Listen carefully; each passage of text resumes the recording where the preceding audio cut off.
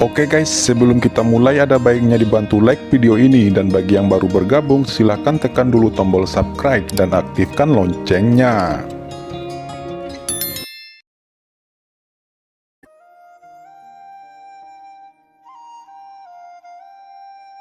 Segera, Qin Chen dan rombongannya kembali ke aula. "Kamu akhirnya kembali," ucap Kaisar Pil Jijing melihat Qin Chen dan Fu Qiankun dan yang lainnya muncul, dan mau tidak mau menunjukkan kegembiraan. "Ketua Chen, jika orang-orang di istana berkabut masih menunggu di luar, saya khawatir kami hanya bisa bergantung pada Ketua Chen dan Saudara Fu untuk mengambil tindakan," ucap Lou Zimo berkata dengan gugup. "Baiklah, serahkan pada kami." Qin Chen berkata tanpa ragu-ragu, dia berharap Sang Guan Xier masih tetap menunggu di luar, dan dengan basis kultivasinya saat ini, dia sama sekali tidak takut pada Sang Guan Xier. Semua orang bergegas ke lorong satu demi satu. Ketika melihat matahari lagi, Qin Chen merasa sangat senang. Bagi Qin Chen, semua yang dia alami di tanah sihir kuno jelas merupakan pengalaman yang tak terlupakan, penuh dengan krisis hidup dan mati.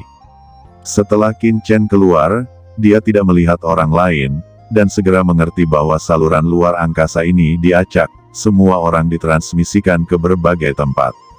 Kaisar Pil dengan cepat mendarat di samping Qin Chen. "Saudara Chen, saya tidak berharap saluran transmisi ini menjadi acak," Kaisar Jijing berkata sambil tersenyum, ada sedikit ketegangan di wajahnya, tetapi pada saat ini, dia merasa lega. Qin Chen dan Kaisar Jijing dengan cepat terbang ke gerbang kota Tianlei, dan di kejauhan, semburan cahaya berkabut menyelimuti kota Tianlei. "Sejak kapan formasi besar Sky Thunder City diaktifkan?" gumam Qin Chen dan harus masuk melewati gerbang kota. Ketika kelompok itu datang ke gerbang kota Tianlei, mereka segera dihentikan. Melihat Qin Chen mendekat, penjaga di gerbang kota berkata dengan ringan, "Biaya masuknya 1000 batu asli bermutu tinggi." Wajah Qin Chen tenggelam. Dengan keraguan di benaknya, dia berkata, "Saya adalah Presiden Orde Hitam Kota Guntur Langit. Sejak kapan Sky Thunder City mulai memungut biaya masuk? Kenapa saya tidak tahu?" Setelah mendengar kata-kata Qin Chen, dua penjaga ini tiba-tiba mencibir, "Hari ini kota Tianlei telah diambil alih oleh pasukan utama kita." Mata Qin Chen dingin, dan dia juga menunjukkan kemarahan. Pasukan utama ingin mengambil alih Sky Thunder City. Pada saat ini, suara kejutan terdengar, itu adalah budak hitam dan lainnya bergegas menuju Qin Chen. Qin Chen melihat orang-orangnya, dan hatinya dipenuhi dengan kehangatan dan kegembiraan. Perasaan senang yang telah lama hilang mengalir ke dalam hatinya. Ini adalah teman dan bawahannya. Budak hitam, Pak Tua Dabei, Xiao Shang, Xiao Rou dan yang lainnya telah datang. Selain itu, Ge Hongsen dari gedung Tianxun juga datang dengan ekspresi gembira. "Semua orang baik-baik saja," ucap Qin Chen akhirnya merasa lega. Setelah Qin Chen dan semua orang bertemu, dia sudah lama melupakan Xiao Dongyan dan penjaga lainnya. Ge Hongsen dengan gugup berkata, "Saudara Chen, bagaimana dengan Presiden Gongsun Ze?" Qin Chen masih memiliki kesan yang baik tentang Ge Hongsen. Dia tersenyum dan berkata, "Wakil Presiden Ge dapat yakin, Presiden Gongsun Ze baik-baik saja, ini adalah cerita yang panjang. Mari kita tunggu Presiden Gongsun Ze kembali," ucap Qin Chen menggelengkan kepalanya dan menghela nafas. Di antara prajurit yang tak terhitung jumlahnya, hanya beberapa dari mereka yang selamat. Dapat dikatakan bahwa itu adalah hal yang tidak menyenangkan. Meskipun Ge Hongsen tidak tahu apa yang dimaksud Qin Chen, dia menghela nafas lega, setelah mendengar berita bahwa Presiden Gongsun Ze masih hidup, dan kemudian menatap Xiao Dongyan dan yang lainnya dengan gugup, dan berhenti berbicara. "Yah, mari kita selesaikan masalah ini di sini dulu," ucap Qin Chen berbicara dengan semua orang untuk sementara waktu, dan semua orang menjadi tenang. Kemudian budak hitam dan yang lainnya berdiri di belakang Qin Chen, menatap dingin ke Xiao Dongyan. "Hahaha, apakah ini kekuatan lokal kota Tianlei yang ingin menantangku?" ucap Xiao Dongyan tertawa, lalu matanya menjadi dingin, dan dia berkata lagi, sepertinya aku masih terlalu baik untuk menunggu. Orang tua ini telah hidup selama bertahun-tahun, dan ini pertama kalinya saya melihat generasi muda yang begitu arogan sepertimu. Hari ini, siapapun yang menghalangi saya adalah musuh keluarga Xiao saya. Ketika suara itu jatuh, mata Xiao Dongyan tenggelam, dan dia tidak bisa menahannya lagi, dan berkata dengan dingin kepada keluarga Xiao lainnya di sampingnya, bahwa mereka. Orang-orang ini menembak secara bersama, dan energi menakutkan tiba-tiba membungkus Qin Chen di dalamnya dalam sekejap. Di depan orang banyak, Qin Chen tanpa ekspresi, pedang kuno Banyu muncul di tangannya, dan berkata sambil mencibir, apakah kamu belum pernah melihat seorang junior yang begitu arogan? Maka lihatlah, aura pedang yang menakjubkan seperti pilar surga menjulang ke langit. Merasakan energi pedang yang ditampilkan Qin Chen, hampir semua orang tercengang. Kamu sangat berani, bahkan jika kamu adalah seorang kaisar Wu di puncak, pada usia muda, tidak tahu ketinggian langit, berpikir bahwa Anda adalah satu-satunya kaisar bela diri puncak di dunia ini. Ucap Xiao Dongyan leluhur keluarga Xiao. Sambil menghela nafas, tangan esensi sejati keluarga Xiao telah menggenggam ujung pedang yang ditampilkan Qin Chen. Kekuatan ini begitu kuat sehingga banyak Master Wudi yang hadir yang hanya menonton dari kejauhan, mereka merasa sulit untuk bernapas. Orang tua dari keluarga Xiao tertawa dan mendesak tangan besar Zhen Yuan untuk meledakkan pilar pedang Qin Chen, dan kemudian bersiap untuk mengambil Qin Chen di bawah mata semua orang. Tapi dia tidak memperhatikan sedikit seringai di sudut mulut Qin Chen. Ini adalah dasar kebanggaanmu. Suara acuh tak acuh terdengar, wajah Qin Chen tidak berubah sama sekali, dan seni Kaisar Bintang 9 di tubuhnya bergerak, diam-diam mendesak pedang kuno Banyu. Dia tidak mengerahkan kekuatan apapun sebelumnya. Di pedang kuno Banyu, sinar cahaya tiba-tiba meledak, dan energi mengerikan yang begitu dahsyat hingga merobek dunia tiba-tiba meledak. Rasa ngeri tiba-tiba muncul di hati lelaki tua keluarga Xiao. Pedang tajam itu menekannya. Dia benar-benar merasakan rasa putus asa dan ketakutan akan kematian, dan kemudian dia benar-benar merasa berada di dalam rawa dan tidak bisa bergerak sama sekali. Leluhur, selamatkan aku. Dia tidak bisa menahan rasa takut di hatinya lagi dan berteriak putus asa. Faktanya, tanpa orang tua itu berbicara, Xiao Dongyan sudah berubah warna, dan aura dari pedang Qin Chen membuatnya merasa sedikit terkejut. Dalam ketakutan, sosok Xiao Dongyan bergetar, dan dia bergegas untuk menyelamatkan bawahannya. Pada saat yang sama Qin Chen juga bergerak, ranah spasial Da Cheng sudah ditampilkan, dan dia langsung memblokir tubuh Xiao Dongyan. Dengan keras, Xiao Dongyan merasa seperti sedang melangkah ke dalam rawa.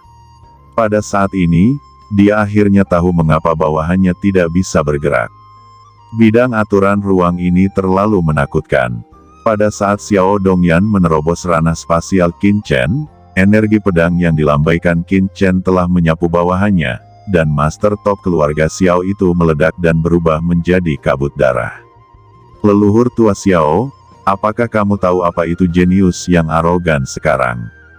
Ucap Qin Chen menepuk telapak tangannya dan berkata sambil tersenyum, tetapi ekspresi kasar dan dingin di matanya membuat semua orang bergidik. Pada saat ini, semua orang terdiam, tidak ada yang berani keluar dan mengucapkan sepatah kata pun. Dan ketika Xiao Dongyan bersiap akan mengambil tembakan kuat ke Qin Chen, di atas langit puluhan ribu mil jauhnya dari kota Tianlei, sekelompok siluet yang memancarkan aura menakutkan terbang melintasi langit dan terbang menuju arah kota Guntur. Pemimpinnya mengenakan jubah hitam, dan itu adalah Fu Qiankun. Di belakangnya, Gongsun Ze dari Tianshun, Zai Xiangming dari Kamar Dagang Xingzhou, Lou Zimo Penatua Kidian, dan Qiu Pucun Penatua dari Tanah Suci Darah mengikutinya. Saat ini, Xiao Dongyan menampilkan domain api roh, dan aura api yang mengerikan menelan segalanya, dan langsung menyelimuti tubuh Qin Chen. Kekuatan api yang mengerikan diluncurkan dengan gila-gilaan dan terus diperkuat. Qin Chen tersenyum dingin saat melihat gerakan Xiao Dongyan. Alam api roh Xiao Dongyan ini memang sangat kuat, tetapi dibandingkan dengan alam roh biru Sangguan Sier, itu jauh lebih lemah. Jika Qin Chen tidak memahami alam guntur luar angkasa sebelumnya, mungkin akan ada beberapa ketakutan, tetapi bagi Qin Chen, yang sudah memahami domain guntur ruang angkasa, kekuatan api roh Xiao Dongyan ini bukanlah apa-apa. Qin Chen bahkan tidak perlu menampilkan domain pedang gunturnya, dia dapat dengan mudah menghancurkan alam api roh milik Xiao Dongyan ini. Xiao Dongyan melihat bahwa Qin Chen benar-benar diselimuti oleh domain api rohnya, dia tidak ingin Qin Chen bertahan sama sekali. Dia hanya ingin membunuh Qin Chen secara brutal, dan kemudian mencari tahu rahasia jiwanya. Tetapi ketika dia melihat Qin Chen dengan mudah memacu pedang kuno Ban Yu di dalam alam api rohnya, dia tiba-tiba terkejut. Pada saat ini, dia mendengar suara ledakan di domain api rohnya. Dia tidak tahu bagaimana Qin Chen bisa menerobos domain api rohnya, tetapi dia percaya bahwa tidak akan pernah ada masalah dengan kekuatannya sendiri untuk memblokir serangan Qin Chen. Xiao Dongyan sangat percaya diri dengan kekuatannya sendiri, tetapi dia tidak bisa membayangkan bahwa dia sudah terlambat. Jejak aura pedang yang melewati cincin roh api sudah tiba di depannya, dan menghantam dadanya dengan cepat. Xiao Dongyan menjerit dan terbang ratusan meter. Dia melihat luka sedalam setengah kaki di dadanya. Banyak orang yang hadir menggosok mata mereka dengan panik, dengan ekspresi yang luar biasa. Qin Chen menggelengkan kepalanya sedikit. Dia bahkan tidak menggunakan pedang karat misterius dan tidak menggunakan domain ruang guntur. Jika tidak, Xiao Dongyan saat ini pasti sudah menjadi mayat. Oke, tidak heran Yang Mulia berani menjadi begitu sombong dan sangat tangguh. Ucap Xiao Dongyan menyeka darah dari sudut mulutnya, dengan cepat menelan pil satu demi satu, dan kemudian menatap Qin Chen dengan sungguh-sungguh, tanpa kemarahan dan penghinaan di matanya telah lama menghilang. Kamu memang sangat kuat, tapi aturan spasialmu hanya bisa menahanku sekali, tapi tidak untuk kedua kalinya. Orang tua ini ceroboh sebelumnya. Kali ini, orang tua ini akan membunuhmu. Ucap Xiao Dongyan masih belum menyerah. Qin Chen hanya bisa mencibir setelah mendengar kata-kata Xiao Dongyan. Dia tidak mengeluarkan kekuatan penuhnya. Xiao Dongyan yang kurang ajar ini hampir terbunuh. Jika dia menembak dengan seluruh kekuatannya, Xiao Dongyan pasti tidak akan bisa bertahan selama 1 detik. Tepat ketika Qin Chen tidak ingin berbicara omong kosong dan ingin segera menyelesaikan Xiao Dongyan, Xiao Dongyan mengangkat tangannya lagi, dan pedang patah hitam sederhana telah muncul di tangannya. Begitu pedang patah ini keluar, Qin Chen merasa tekanan kuat dan niat membunuh yang kuat datang. Napas ini bahkan membuat esensi sejati di tubuhnya sedikit bergetar. Mata Qin Chen memadat. Dia belum pernah melihat pedang hitam itu. Begitu pedang patah itu keluar, dia tahu bahwa pedang sederhana ini benar-benar tidak biasa. Pedang suci kuno, gumam Kaisar Pil. Dia berkata, "Saudara Chen, kamu harus berhati-hati dengan pedang patah ini. Ini adalah pedang tingkat suci, harta dari klan Xiao." Nak Qin Chen, ini memang artefak suci, tapi sudah rusak. Suara Lao Yuan juga berdering di cakram giok, dan dia jelas merasakan aura pedang patah hitam dari luar. Tanpa menunggu orang-orang di sekitar berseru, pedang patah hitam Xiao Dongyan telah dikorbankan, dan aura pembunuh yang agung tersapu ke arah Qin Chen. Qin Chen melihat bahwa Xiao Dongyan sendiri tidak dapat sepenuhnya mengendalikan pedang patah ini. Qin Chen tidak mengeluarkan pedang karat misterius, tetapi mendorong pedang kuno Banyu, dan dia menebas ke arah pedang hitam yang patah itu. Kedua aura pedang bertabrakan dalam sekejap. Meskipun pedang kuno Ban Yu di tangan Qin Chen bukanlah senjata suci, itu juga merupakan artefak teratas dari senjata tingkat kaisar. Kemudian Qin Chen tercengang melihat aura pedang yang dimiliki pedang kuno Ban Yu-nya telah terbelah, dan pedang kuno Ban Yu sendiri sedikit bergetar, seolah-olah ketakutan. Kekuatan artefak suci benar-benar luar biasa. Meskipun Xiao Dongyan tidak bisa sepenuhnya mengaktifkannya, namun satu-satunya aura yang lolos membuat pedang kuno Ban Yu bergetar. "Haha, nak, jangan melawan, di depan harta keluarga Xiaoku, kamu hanya memiliki satu kemungkinan, yaitu kematian. Ucap Xiao Dongyan berteriak dengan tajam, memuntahkan seteguk darah, yang memercik ke pedang hitam yang patah itu. Pedang patah itu segera dirangsang, memancarkan sinar cahaya berdarah, langsung menyerbu Qin Chen. Mata Qin Chen dingin, dan dia masih tidak mendesak pedang karat misteriusnya, tetapi dengan liar menuangkan esensi Wan Senju ke dalam pedang kuno Banyu. Qin Chen menahan serangan pedang hitam yang patah, tetapi Xiao Dongyan tidak bisa menghentikan aura pedang kuno Banyu sama sekali. Seteguk darah menyembur dengan gila, dan noda darah yang tak terhitung jumlahnya muncul di tubuh Xiao Dongyan, dan meridian di tubuhnya terputus. Xiao Dongyan meraung ketakutan, dia tidak pernah berpikir bahwa Qin Chen bahkan bisa menahan serangan pedang hitam patah. Ini adalah artefak suci. Tanpa pikir panjang, Xiao Dongyan langsung menyandera budak hitam. Kamu mencari kematianmu sendiri, ucap Qin Chen. Cahaya guntur melonjak dalam kehampaan, dan domain pedang guntur langsung diaktifkan. Dengan pedang karat misterius di tangannya, Qin Chen berteriak, dan rasa kegembiraan tiba-tiba muncul di pedang karat misterius. Pedang karat misterius itu benar-benar bersemangat, menghadapi pedang patah senjata suci ini. Pedang karat misterius itu menebas. Pedang patah yang awalnya masih menakjubkan, seolah-olah tikus bertemu kucing. Xiao Dongyan terkejut di dalam hatinya. Dia mendesak pedang patah hitam itu dengan gila, tetapi pedang patah hitam itu tidak mendengarkannya sama sekali. Pedang karat misterius menghantam pedang patah, dan pedang patah itu mengeluarkan tangisan sedih, dan itu terbelah menjadi sebutir beras. Pada saat ini, mata semua orang tertuju pada pedang karat misterius di tangan Qin Chen, dan hati mereka terguncang hebat. Qin Chen tahu bahwa pedang patah hitam Xiao Dongyan belum sepenuhnya disempurnakan, dan butuh setidaknya satu napas untuk disempurnakan, dan satu napas ini sudah cukup. Pedang karat misterius itu melonjak keluar. Dengan jejak kekuatan aneh, tubuh Xiao Dongyan langsung musnah.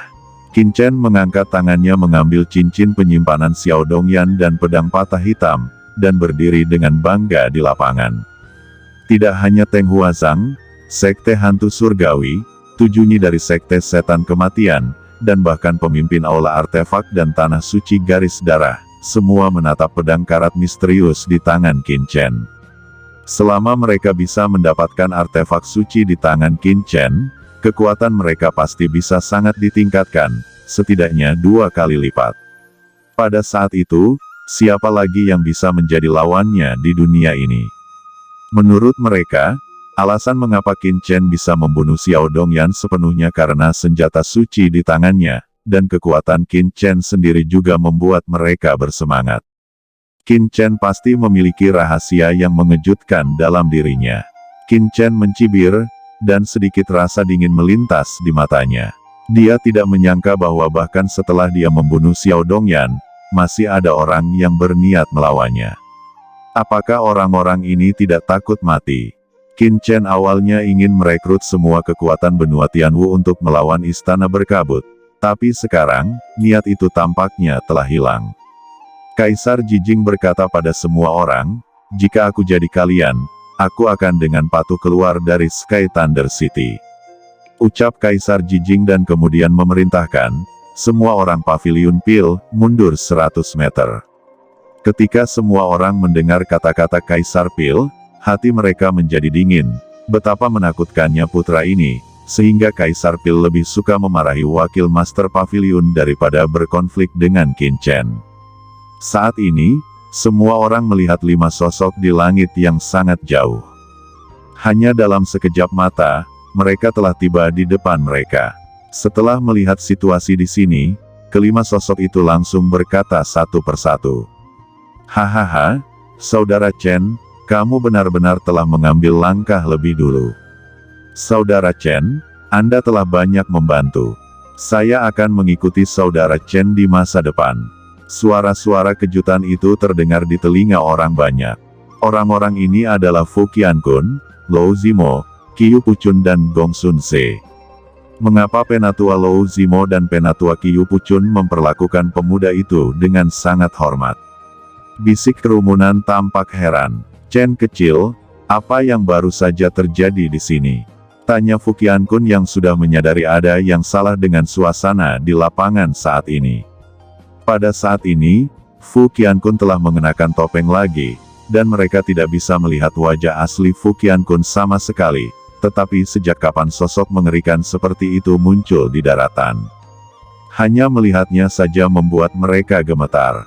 Qin Chen tersenyum dingin dan berkata dengan lemah, bukan apa-apa, tapi saat kita pergi, beberapa orang menjadi arogan dan bersiap untuk menduduki Sky Thunder City, dan konflik kecil terjadi. Setelah mendengar kata-kata polos Qin Chen, banyak penonton di sekitar hampir muntah darah. Sial! Anak ini membunuh Master Top, termasuk leluhur keluarga Xiao. Jika ini menyebar, seluruh daratan Tianwu akan gempar. Tetapi anak ini berbicara, itu hanya konflik kecil. Kekuatan mana yang akan menduduki Sky Thunder City? Segera keluar, ucap Fu Qiankun mencibir. Lou Zimo dan Qiu Pucun juga berkata dengan dingin kepada Kaisar Jijing, Kaisar Jijing, apa yang terjadi? Apakah Anda juga ingin menantang Tuan Chen? Jangan lupa, jika tidak ada saudara Chen, Anda sudah mati saat disegel luar angkasa, jadi tolong beritahu saya dengan jelas. Kaisar Jijing begitu ditegur oleh Lou Zimo dan Qiu Pucun, wajah tua itu tiba-tiba menjadi sedikit tidak nyaman, dan berkata tidak senang, Saudara Lou Zimo, Saudara Qiu, masalah ini tidak ada hubungannya dengan orang tua ini. Orang tua ini segera menyatakan bahwa dan pavilion akan mundur dari kota Tianlei. Jika Anda tidak percaya, tanyakan saja pada Saudara Chen. Sebaliknya, aula artefak dan tanah suci Anda tampaknya memiliki rencana untuk mengendalikan kota guntur ini. Ekspresi Lou Zimo dan Qiu Pucun langsung jelek, dan mereka buru-buru melihat pemimpin dari dua kekuatan utama mereka dan berkata dengan dingin, apa yang terjadi? Melihat sikap Lou Zimo dan Qiu Pucun, orang-orang dari dua kekuatan besar tiba-tiba menjadi sangat gugup, dan buru-buru menceritakan seluk-beluk masalah ini. Baru saat itulah Lou Zimo dan yang lainnya tahu apa yang terjadi sebelumnya, dan mereka terkejut dan marah. Saudara Chen, kami sekarang akan keluar dari kendali kota Tianlei.